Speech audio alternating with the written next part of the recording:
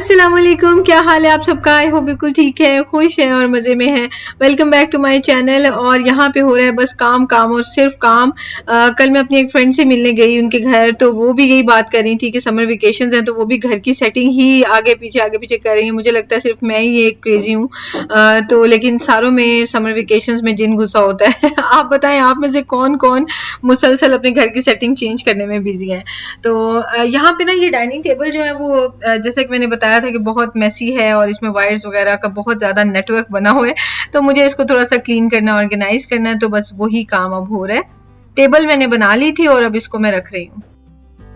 ये है मेरा न्यू सेटअप जो कि माशाल्लाह बहुत नीट एंड क्लीन लग रहा है। वायर्स को आप ख़त्म नहीं कर सकते हैं, लेकिन उनको मतलब ऑर्गेनाइज़ किया जा सकता है। आइकिया पे ना वायर्स के लिए बॉक्सेस मिलते हैं, ऑर्गेनाइजर्स जो होते हैं ना, और क्लिप्स वगैरह भी होते हैं। तो वो सारी चीज़ें मेरा दिल नहीं करता लेने का, इकट्ठी कर करके मैं फिर रखती जाती हूँ और जगह ही लेती है हर चीज़। तो वायर्स इसी तरह लपेट के गुजारा हो सकता है, लेकिन एटलीस्ट ये है कि सामने से अब उस तरह इतनी ज़्यादा नज़र नहीं आती कि मैं टेबल पर कुछ रख ही ना सकूँ। तो अब एक टेबल लाने से ना ये फ़ायदा हो गया। बाकी ये जो वायर्स हैं ना, ये मैंने यहाँ पे रख दी हैं। ये वो वायर्स हैं जिनके ऊपर हमारे पावर बैंक्स लगते हैं या फ़ोन्स वगैरह चार्जिंग के लिए लगते हैं। तो ये वाली जो है ना, इसके ऊपर मल्टी प्लग लगा हुआ है, यहाँ से आता है ये सारी वायर्स वगैरह। बाकी सारा जी ये है setup and I am done. Task ये वाला भी डन हो गया। बहुत सारे टास्क अभी भी रहते हैं, लेकिन उनमें से ये एक टास्क है ना, ये हो गया। और ये ऊपर सेटअप देखिए माशाल्लाह। ओवरऑल मैं आपको वाइडर व्यू दिखाती हूँ, ये देखिए, तो ये ज़बरदस्त हो गया, साफ़ सुथरा। अब इस चेयर को भी हम यहाँ रख लेते हैं।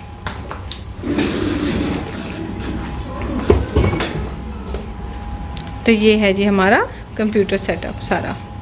रूम में ऐसे एंटर होते हैं तो यहाँ पे ड्रेसिंग टेबल आ गई है, ये कारपेट है और ये बेड है और यहाँ पे कबर्ड है। अब मुझे ये सेटिंग बहुत प्यारी लग रही है, बहुत कोजी सी लग रही है।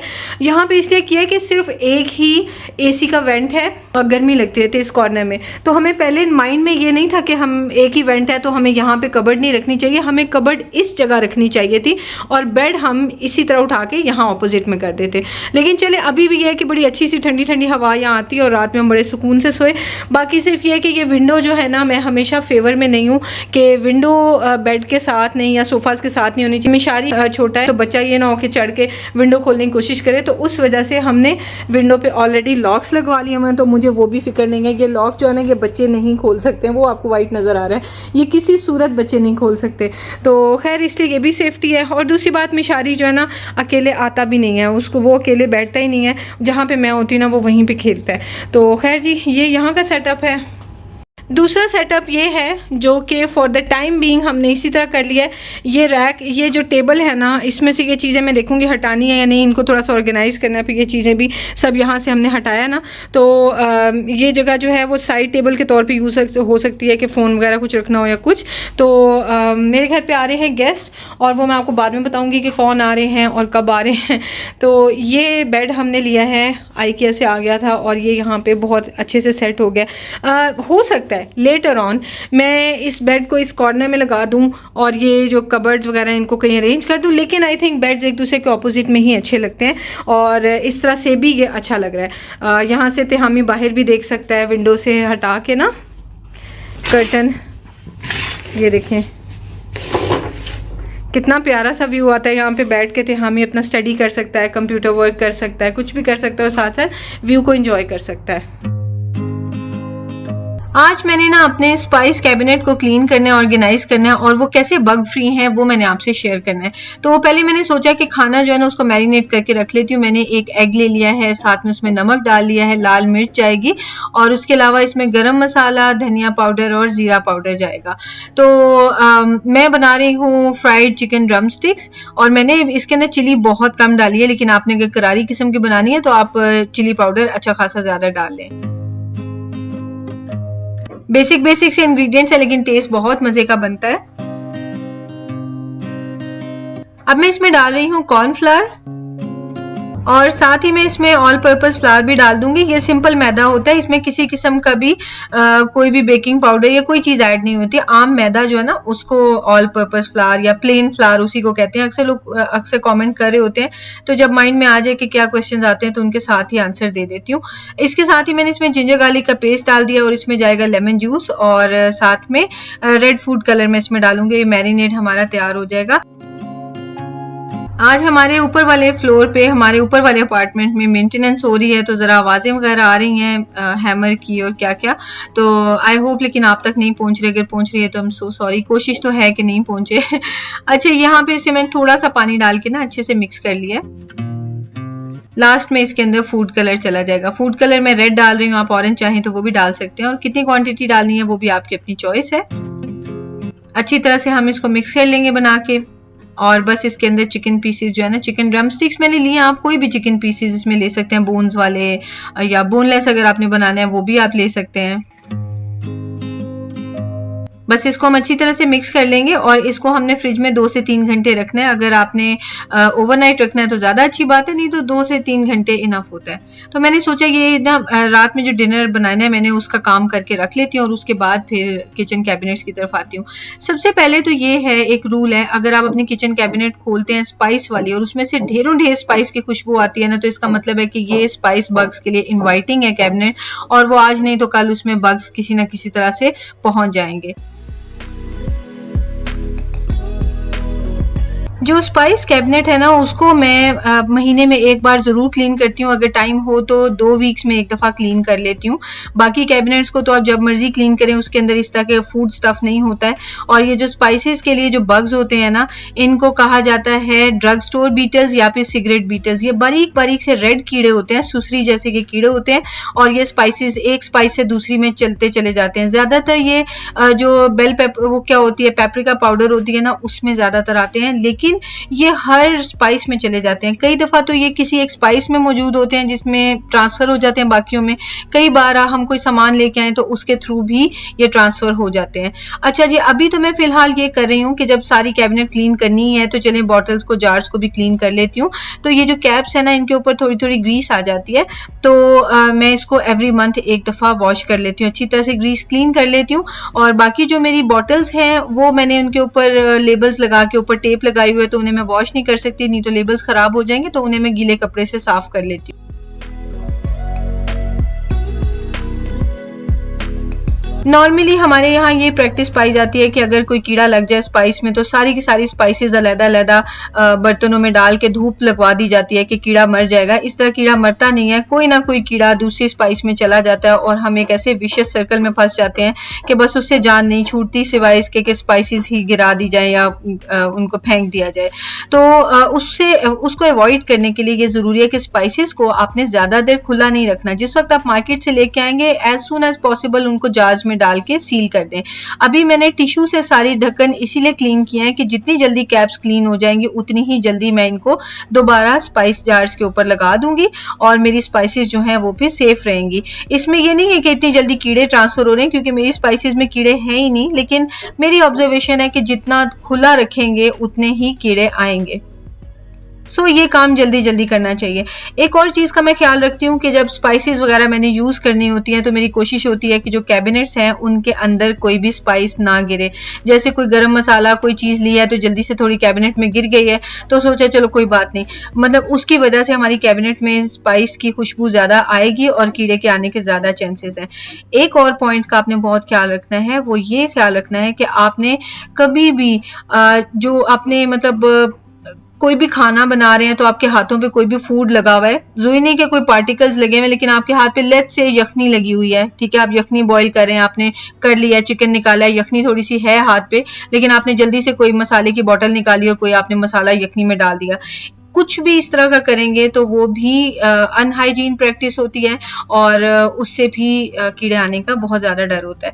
खैर जी, तो ये वाले जो मेरे जो है रैक्स नहीं है कंटेनर्स हैं, इनके अंदर क्या होता है कि जब मैं काम कर रही होती हूँ तो स्पाइसेस वगैरह इनके अंदर गिर जाते हैं, लेकिन इनके ऊपर भी एक ढक्कन है प्रॉपर, इस वजह से मुझे इनकी फिक्र नहीं होती है कि इसके अंदर स्पाइस बिखर गई है तो क्या किया जाए। मेनली मकसद ये है कि कैबिनेट्स जो है ना आपकी पूरी तरह से क्लीन होनी चाहिए।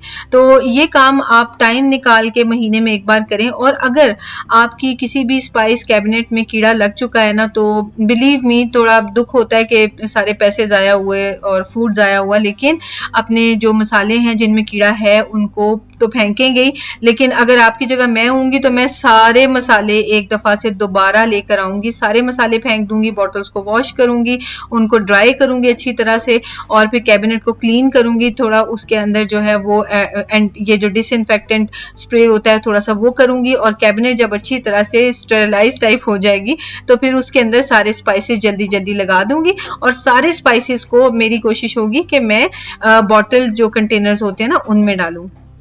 आप ये देखिए मेरी सारे स्पाइसेस प्रॉपर कंटेनर्स में है, सिवाय ये वाले जिनको मैंने इस कंटेनर में रखा है, लेकिन इसकी भी लिड बहुत टाइट है तो इस वजह से इसकी स्मेल जो है ना मसालों की बाहर कैबिनेट में नहीं आती।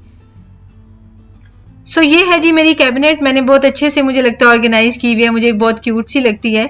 और ये वाले सारे मसाले हैं इनको मैंने लेबल किया हुआ है, और साथ में ये जो बॉटल्स वाले मैंने लिए हुए हैं सेंटर में ये हैं, और बिल्कुल लास्ट में आप वो देखें तो मेरी जो सॉसेस वगैरह हैं वो पड़ी हुई हैं।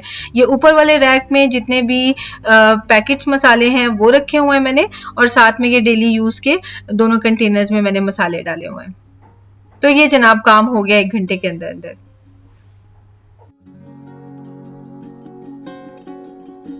अब हो गया है डिनर टाइम, तो मैंने ग्रीन हर्ब चटनी बनानी है चिकन ड्रम स्टिक्स के साथ। तो मैंने उसके लिए लिया है प्याज और धनिया, पुदीना और जिंजर और साथ में नमक। अभी मैंने इसमें थोड़ा सा पानी डाल दिया। इसमें मैंने हरी मिर्च भी डालनी थी, वो मैं पहले डालनी भूल गई, सो वो मैं अभी ऐड कर लूंगी। इसको अच्छी तरह से हमने ब्लेंड करके इसकी फाइन पेस्ट बना लेनी है। बस ये फाइन पेस्ट बन जाएगी, इसको मैंने निकाल लिया, और इसके अंदर अब लास्ट में मैंने लेमन जूस डाल दिया है। लेमन जूस आपने उस वक्त नहीं डालना ब्लेंड करते हुए, नहीं तो कई बार क्या होता है कि जो कोई पुदीना वगैरह जरा बिल्कुल फ्रेश नहीं होता ना, थोड़े 1-2 दिन पुराना होता है, तो वो ब्लैक सा हो जाता है, ब्राउन सा। अब मैं बनाऊंगी वही फ्राइज जो आजकल मेरे बच्चों को बहुत पसंद आए हुए हैं, तो वो रोज फरमाइश करके ऑलमोस्ट बनवा रहे हैं। तो चले उनकी छुट्टियां हैं, खाएं पिए मौज करें, जो दिल चाह रहा है खाएं। तो फ्राइज जो है वो इनको मैं जल्दी से कट कर लूंगी। बहुत अच्छे क्रंची बनते हैं। किसी सब्सक्राइबर का कमेंट मुझे बहुत मजे का लगा था, उन्होंने कहा था कि देखने में तो ऐसे लगता है कि मैकडॉनल्ड्स से अच्छे टेस्ट के होंगे, तो मैं ट्राई करूंगी। तो बिल्कुल ऐसे ही। फिर उन्होंने ये भी पूछा था कि इनको फ्रीज नहीं करना पड़ता या पता नहीं बॉयल नहीं करना पड़ता, कुछ ऐसा उन्होंने पूछा था। तो नहीं, बिल्कुल ये कच्चे फ्राइज हैं, कच्चे आलू हैं, और इनको मैंने कट किया, इनके अंदर मैंने नमक डाला है और कॉर्नफ्लावर डाला है और इनको मिक्स कर दिया है। बस ये मिनिमम से इंग्रेडिएंट्स हैं और इतने मजे के बनते हैं। बस एक चीज का आपने ख्याल रखना है कि इनके ऊपर कोटिंग करते ही आपने फ्राई कर लेना है, कोटिंग करके आपने इनको रख नहीं देना थोड़ी देर के लिए, फिर वो स्टिकी से हो जाएंगे। अच्छा, ये जो है ना चिकन, इसके अंदर अब मैंने डाले हैं चावल के आटे के 2 चम्मच, ठीक है, राइस फ्लावर 2 चम्मच डाला है मैंने, और इसको मैं मिक्स करके साथ ही फ्राई कर लूंगी। ये हमने पहले नहीं डालना, ये बिल्कुल लास्ट में डालना है, फ्राइंग से पहले। मीडियम फ्लेम पे मैंने हीट कर लिया है ऑयल को, और डीप फ्राई मैं इसको कर रही हूँ। और क्योंकि कोटिंग लगी हुई है ना, तो फिर अगर डीप फ्राई नहीं करेंगे, शैलो फ्राई करेंगे तो कोटिंग टूट जाएगी।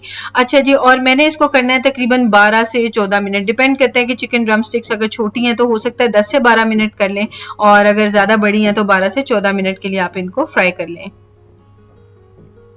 तकरीबन 4 से 5 मिनट के बाद मैंने एक बार इनकी साइड चेंज की है। 1 से 2 बार सिर्फ आपने इसको पलटना है, क्योंकि डीप फ्राई कर रहे हैं तो ऑलरेडी ऑयल काफी ज्यादा है, तो सारा चिकन अच्छे से पक जाएगा। बस इसको अब हम निकाल लेंगे और इसी में फ्राइज डाल लेंगे। गलती मैंने ये की कि पहले मुझे फ्राइज बनाने चाहिए थे, फिर ड्रम स्टिक्स बनानी चाहिए थी, तो वो फ्राइज जो है ना वो उनके ऊपर थोड़ा थोड़ा सा ना वो लग गया था, ब्राउन ब्राउन सा।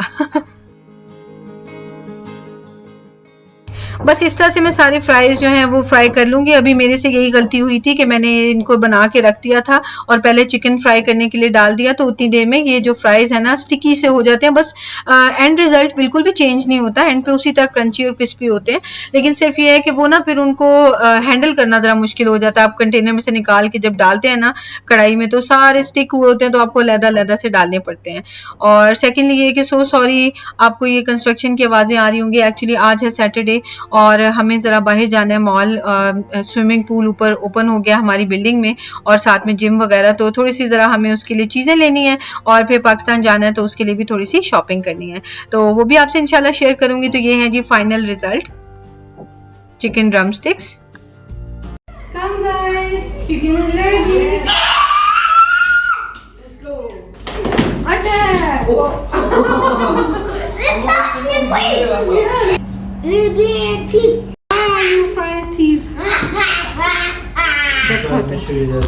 Fries thief.